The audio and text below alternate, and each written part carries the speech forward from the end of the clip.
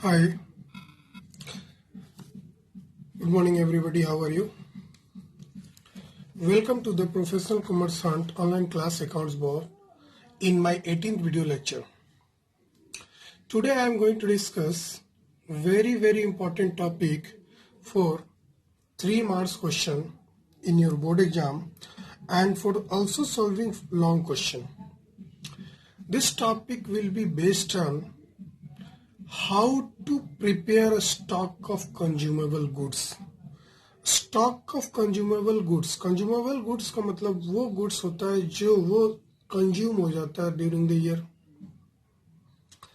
मैं आपको इससे रिलेटेड बोर्ड्स के क्वेश्चंस, कुछ कंसेप्ट बिल्डिंग क्वेश्चंस, सारे टाइप्स ऑफ क्वेश्चन मैं आपके साथ सॉल्व करूंगा। टेंशन लेने की जरूरत नहीं है। कुछ इंपॉर्टेंट क्वेश्चंस मैं ये क्वेश्चंस को 3 पार्टों में डिवाइड किया हूँ, type 1, type 2 and type 3। I am going to start with type 1। See question. In this type 1, you have to prepare only a stock of consumable goods. I have written the example. Stock of stationery consumable goods है। Opening दिया हुआ है 15,000, closing दिया हुआ है 2,500। Payment made for stationery during the year ended 31 March 2020 54,000। Payment कितना आपने दिया? 54,000 स्टेशनरी परचेस करने के लिए। अब हम कैसे इसकी बनाएंगे, जरा फॉर्मेट पे ध्यान दीजिएगा। स्टॉक ऑफ स्टेशनरी एक एसेट है। कोई भी स्टॉक एसेट होती है और एसेट्स की ओपनिंग बैलेंस तो आप जानते हैं डेबिट साइड में होगी और क्लोजिंग बैलेंस क्रेडिट में होगी। जरा फॉर्मेट को देखते हैं। ओपनिंग स्टॉक आपको नजर आ रहा है क्वेश्चन में 15,000 दिया हुआ है। क्लोजिंग स्टॉक भी नजर आ रहा है जो कि 2,500 दिया हुआ है। और आपने जो पेमेंट किया, जब भी स्टॉक के लिए पेमेंट करेंगे स्टॉक टू कैश, तो आपने जब पेमेंट किया तो कितने पेमेंट किया? 54,000। जरा जोड़ते हैं बेटा, 5 और 9 69,000 हुआ। दोनों तरफ मैंने 69,000 लिख दिया और 69,000 में से 2,500 मैंने घटा दिया, तो 69 में से 2 गया 67 और 66,500। ये मेरा बैलेंसिंग फिगर होगा जो कि इनकम एंड एक्सपेंडिचर में आप इसे लिख देंगे कितना आपने कंज्यूम किया इस साल। मतलब आपने जो स्टॉक आपके पास ओपनिंग था, आपने कुछ नया परचेज किया और लास्ट में आपके पास कुछ बचा भी है, इस दौरान आपने कितना का स्टॉक, मतलब कितना का स्टेशनरी कंज्यूम कर दिया, कितना स्टेशनरी कंज्यूम कर दिया। जस्ट लाइक डेप्रिसिएशन, चूंकि ये फिक्स्ड एसेट नहीं है, स्टॉक फिक्स्ड एसेट नहीं है, करंट एसेट है, लेकिन तरीका वही रहेगा जैसे कि डेप्रिसिएशन होता था। यहाँ पे कंजम्पशन की बात होगी, कितनी कंज्यूम हुई। ऐसा करते हैं कि ये समझ गए।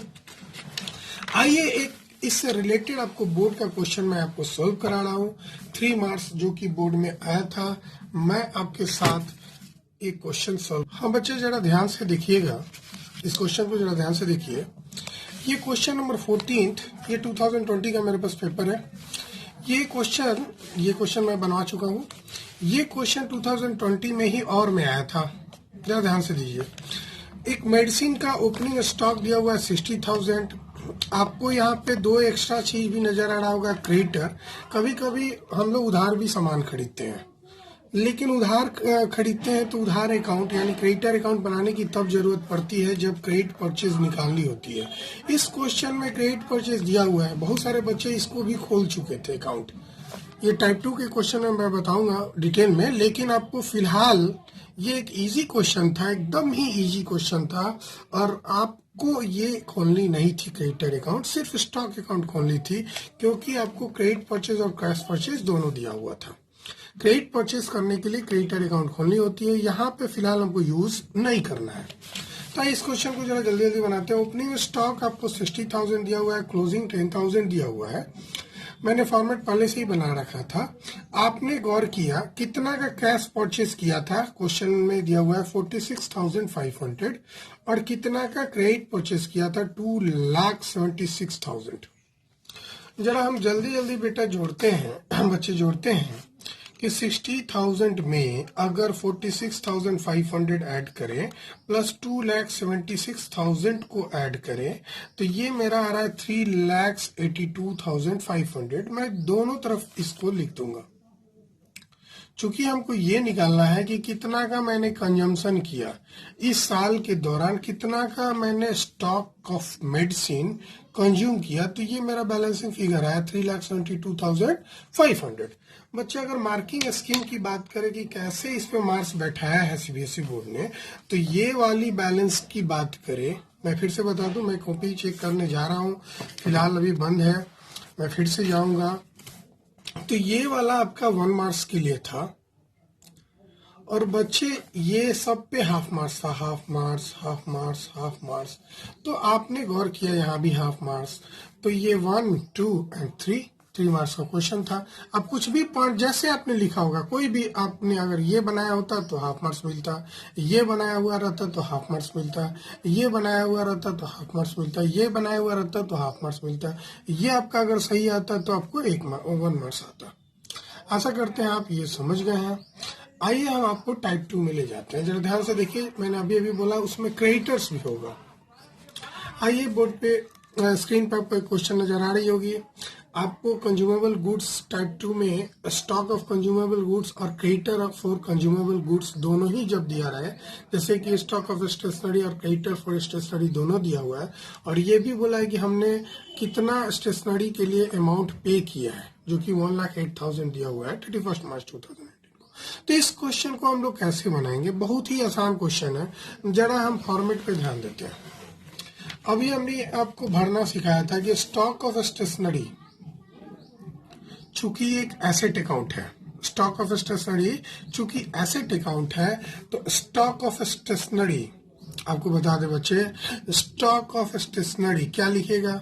ओपनिंग जल्दी से बताइए बच्चे। 30,000 आप डाल दीजिएगा, एकदम सिंपल था।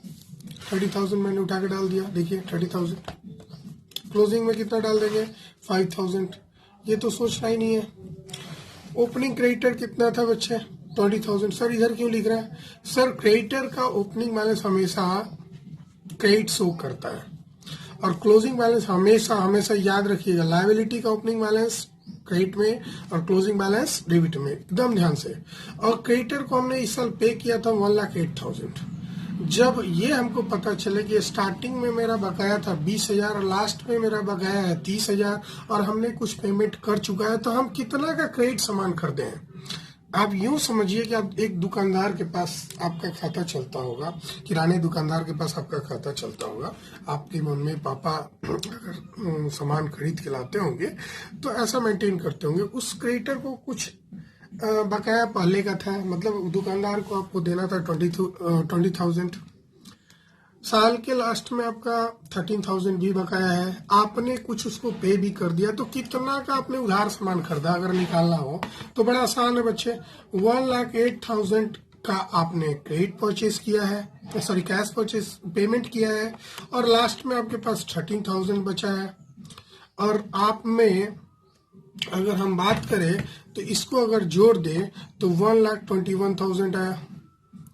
हम इसको भी 1,21,000 यहाँ लिख दिए, और इसमें से अगर 20,000 माइनस कर दें तो हमको पता चल गया कि आपने कितना का स्टॉक क्रेडिट परचेज किया था।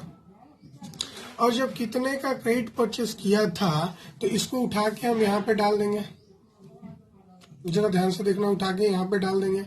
मैं रेड पेन से आपको बता रहा हूँ कहाँ से उठा के मैंने डाला, ये वाली फिगर को उठा के यहाँ पे डाल दिया, ठीक है ना सर? यहाँ पे आपने बताया था कैश परचेज, बच्चे यहाँ पे टोटल परचेज जाना होता है, कितना टोटल आपने परचेज किया साल के दौरान, ये लिखना होता है। लेकिन फिलहाल इस क्वेश्चन में कैश परचेज का जिक्र नहीं किया गया है, तो आपको क्रेडिट परचेज निकालना होगा। और क्रेडिट परचेज आपको तो अपने क्रेडिटर से पता चलेगा कि उस दुकानदार का अकाउंट खोलेंगे तो हमको पता चल जाएगा कि उस दुकानदार से, उस क्रेडिटर से जो स्टेशनरी का है, उससे हमने कितना का क्रेडिट सामान खरीदा है, कितना का क्रेडिट परचेज किया है, उसको उठा के पोस्टिंग कर देंगे हम स्टॉक ऑफ स्टेशनरी अकाउंट में। अब हमको पता चले जाएगा, अगर इन सबको जोड़ देंगे तो 1,31,000 1,31,000 एंड 1,31,000 में से अगर 5,000 घटा देंगे तो हमको पता चल गया बच्चा कि कितना का स्टॉक हमने इस साल कंज्यूम किया है। तो 1,26,000 मतलब आपको डिटेल में पता चल गया। ठीक है, ठीक है, इट्स ओके। मतलब इस क्वेश्चन में आपने गौर किया कि क्रेडिटर भी दिया हुआ था। जब भी क्रेडिटर दिया रहे तो हमको दो अकाउंट खोलनी होती है, एक स्टॉक अकाउंट और दूसरी क्रेडिटर अकाउंट। क्रेडिटर अकाउंट खोलने के पीछे लॉजिक ये होता है, हम क्रेडिटर अकाउंट इसलिए खोलते हैं उससे हमको पता चल जाए कि कितना का हमने क्रेडिट सामान परचेज किया है, कितना का क्रेडिट गुड्स परचेज किया है। ठीक है, और कैश परचेज तो आपको रिसीट पेमेंट में लिखा हुआ। तो वैसे स्टॉक ऑफ स्टेशनरी में यहाँ टोटल परचेज लिखना होता है, लेकिन अगर क्वेश्चन में कैश परचेज का जिक्र नहीं किया गया, गौर कीजिएगा ये कैश परचेज नहीं था, यहाँ लिखा था amount paid for stationery during the year. मतलब आपने क्रेडिटर्स को कितना अमाउंट पैसा दिया, यहाँ बैंक भी लिख सकते बच्चे, कोई दिक्कत नहीं है। मैंने रिसीट एंड पेमेंट इसलिए लिख दिया ताकि आपको ढूंढना आसानी हो। ये टॉपिक, ये पॉइंट आपको रिसीट एंड पेमेंट पे दिखेगा, और रिसीट एंड पेमेंट में किधर दिखेगा तो जाहिर सी बात है उल्टा साइड में, मतलब क्रेडिट साइड में आपको दिखेगा, पेमेंट साइड में। क्लियर है? तो आशा करते हैं ये आप समझ गए होंगे, आप अच्छे से बना लिए होंगे। तब तक के लिए धन्यवाद, बाय।